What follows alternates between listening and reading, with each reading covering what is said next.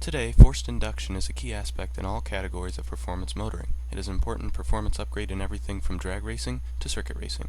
This video will explain the similarities and differences between the two main methods of achieving forced induction, supercharging and turbocharging.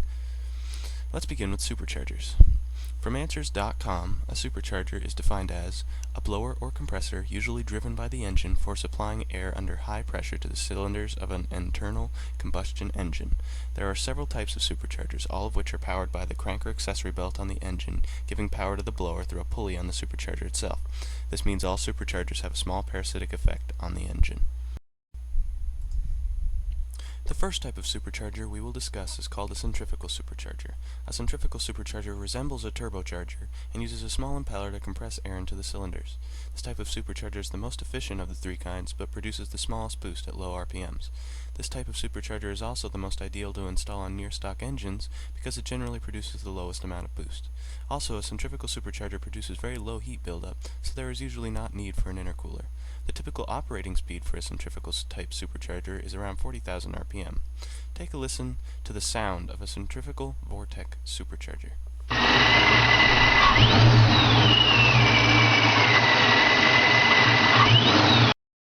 The next type of supercharger is called a roots type supercharger. This supercharger was the first kind ever to be used and is also called a blower, although the nickname blower can usually refer to any type of supercharger. It involves two rotating meshing lobes powered by a pulley connected to the engine crank, which force large quantities of air into the intake manifold, increasing pressure and creating boost. Roots type superchargers produce very large low-end boost and very large amounts of high RPM boost as well, making them desirable for extreme power situations.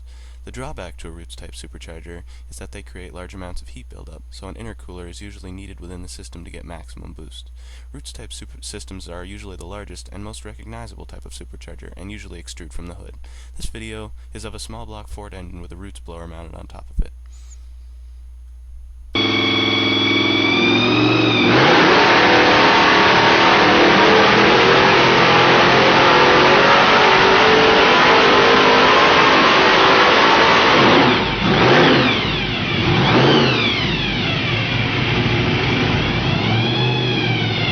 The last type of supercharger is called a screw supercharger. This type of supercharger uses two rotating meshing screws powered by the engine's crank pulley to take in air and compress it, then force it into the cylinder.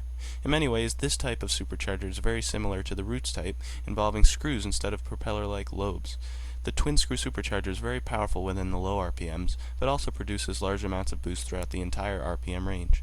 At moderate boost levels, a twin screw supercharger does not produce large heat buildup, so similar to a centrifugal supercharger, they do not usually require intercoolers.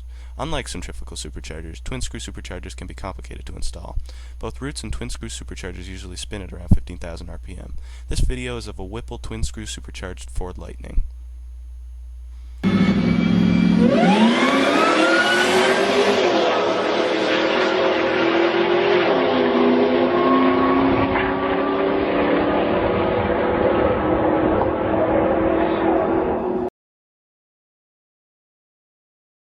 The main advantages to a supercharger are no lag. Superchargers, because they are connected to the engine's crank pulley, spin up immediately when the engine does, creating instant boost.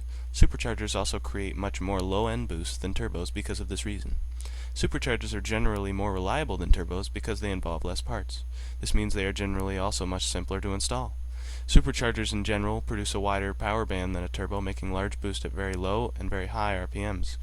Air will never pass backwards through a supercharged system. With an intercooler and modified internals, most superchargers run much more efficiently and can produce boost levels a little over 20 psi. Superchargers are much safer to use because they do not run nearly as hot, they do not surge, and while many companies sell very high boost level units, they still do not create as much boost as high-performance turbos, therefore engine detonation is much less likely.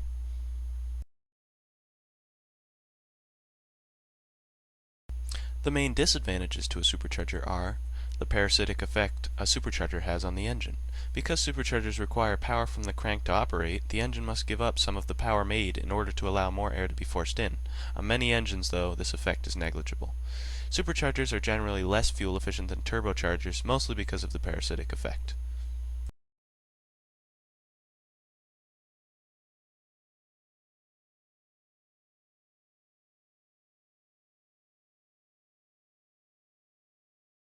Now, let's move on to turbochargers. Answers.com defines a turbocharger as an air compressor or supercharger on an internal combustion piston engine that is driven by the engine exhaust gas to increase or boost the amount of fuel that can be burned in the cylinder, thereby increasing engine power and performance. So really, a turbocharger is only a specific type of supercharger. Instead of using engine power from a crank pulley, it uses the energy stored in the exhaust gases. Turbochargers have a centrifugal design, and unlike belt or gear-driven superchargers, there is only one type. Turbos are attached to the exhaust manifold of the engine and utilize high-energy exhaust gases to spin a turbine.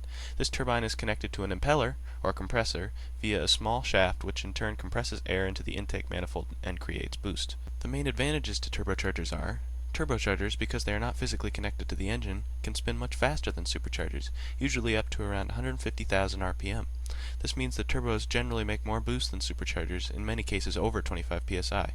Despite the complication of turbo setups, turbos are usually much more efficient than superchargers because they utilize energy stored in the exhaust gases instead of having a parasitic effect on the engine. Turbochargers are generally quieter than superchargers because the turbocharger itself acts as another silencer.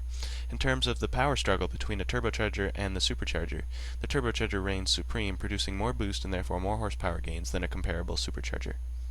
Some disadvantages of a turbocharger are: the turbocharger usually requires an oil line from the engine. Turbochargers, because they are attached to the exhaust manifold, are usually extremely hot and therefore almost always require intercoolers to produce even moderate boost levels.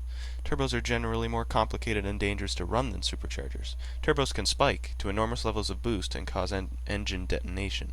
Turbos can also surge, or run in reverse when exhaust pressure is removed, which causes huge turbo lag and damage to the turbo. Turbos also require very large, complicated plumbing, with several components to allow the turbo to run at peak efficiency. These parts include modified manifolds, intercoolers, large amounts of piping, blow-off valves, and oil lines, not to mention several different engine modifications. Because of the large number of parts, tuning turbos is notoriously tricky. The most noticeable disadvantage to a turbocharging system is what's called turbo lag. This lag refers to the time immediately after the throttle has been applied to the engine and the turbo begins to spool up. Until the turbo can spool up to the point where it can compress air, the engine runs without forced induction, creating a period of low power. The larger the turbo, usually the greater the lag, because more energy is required to spool up the turbine. This video is of a turbocharged Mustang. Listen to the turbo whistle as throttle is applied.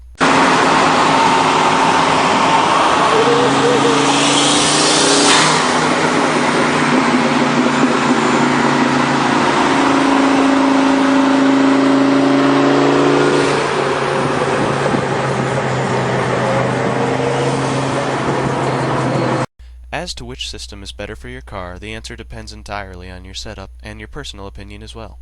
Both are extremely effective methods of forced induction. I hope this video helped you understand the major differences between these two systems. Thanks for watching.